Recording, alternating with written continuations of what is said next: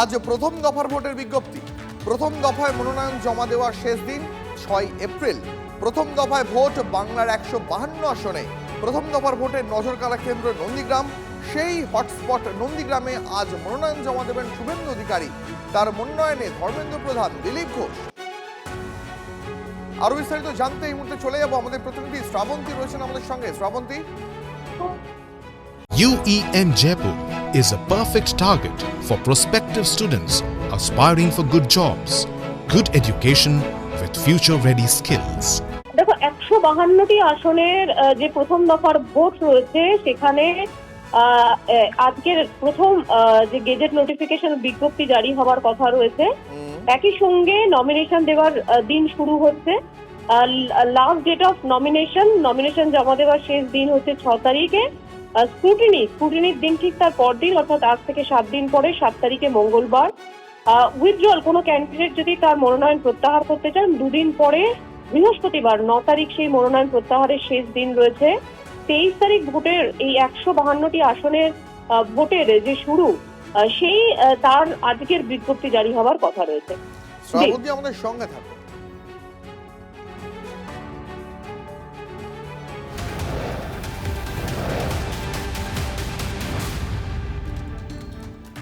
আর অন্যদিকে ট্রাইব্যুনালে আবেদনের অনলাইন পোর্টাল খোলার পরেও ভোগান্তি অব্যাহত। অনলাইনে আবেদন জমার পর তা কতদিনে নিষ্পত্তি হবে এবং ট্রাইব্যুনালের কার্যালয় কোথায় হবে তা নিয়ে এখনো কমিশনের তরফে কিছুই জানানো হয়নি।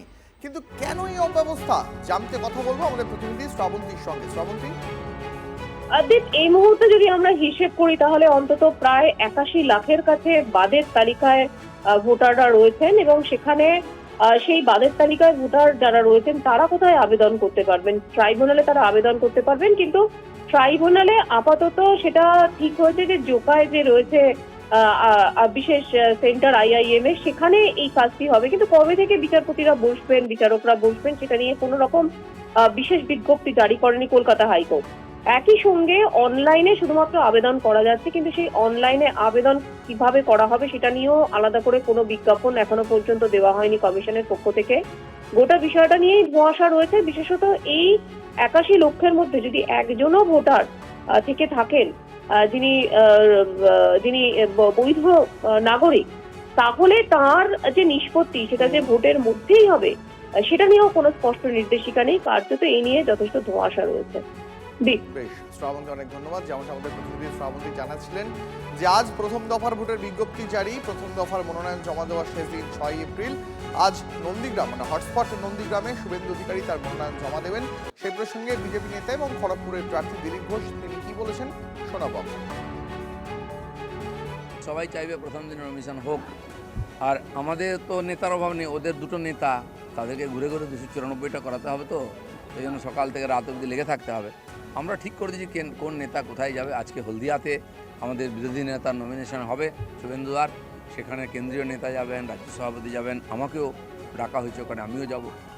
আর এই সব টিম আবার খড়গপুরে আসবেন এখানে নমিনেশনে, তো সমস্ত নেতারাই উপস্থিত থাকবেন, ধমাকেদার হবে।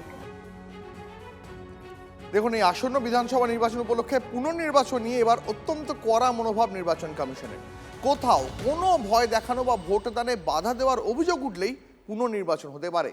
আর অন্যদিকে শাসক দলের অভিযোগ যে বেছে বেছে তৃণমূলের শক্তিশালী এলাকাতেই পুনর্নির্বাচনের পরিকল্পনা করা হচ্ছে, এই অভিযোগ করে দিয়েছেন খোদ মমতা বন্দ্যোপাধ্যায়। দেখুন, আগে কি হতো, report was exception, but commission এবার একদম ক্লিয়ার করে দিয়ে ডাউট রিপোর্ট। কোনো রকম কমপ্লেন যদি হয় সেই কমপ্লেনের উপর বেস করে এনকোয়ারি হবে এবং ডিসিশন হবে। সেটা যাতে শুধু প্রিসাইডিং অফিসার নিয়ে আরও করতে পারে।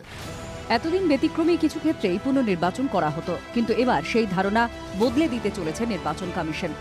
কোথাও সিসি ক্যামেরার বিকল, বুথের বাইরে অশান্তি, ভয় দেখানো বা ভোট দানে বাধা দেওয়ার অভিযোগ উঠলেই পুনর্নির্বাচন হতে পারে। অবশ্য সেটা নির্ভর করবে কমিশনকে পাঠানোর রিপোর্টের ওপর। সেই রিপোর্টের ভিত্তিতেই বাস্তব পরিস্থিতি বিবেচনা করে চূড়ান্ত সিদ্ধান্ত নেবে কমিশন। এই আবহে পুনর্নির্বাচন নিয়ে চক্রান্তের অভিযোগ তুলেছেন তৃণমূল নেত্রী। মমতা বন্দ্যোপাধ্যায়ের অভিযোগ, যেখানে তৃণমূল শক্তিশালী সেখানেই পুনর্নির্বাচনের পরিকল্পনা করছে। মা বোনেরা ইলেকশনের দিন ভালো করে পাহারা দেবেন। এদের পরিকল্পনা হচ্ছে আমাদের জায়গাগুলোতে রিপোল করবার। অনেক চক্রান্ত, দিল্লির চক্রান্ত, ওই চক্রান্ত ব্যর্থ করে দেবো। কাস্টিং বন্ধ করে 2024-এ অনেকগুলো লোকসভা কেন্দ্রে এরা জয়ী হয়েছে।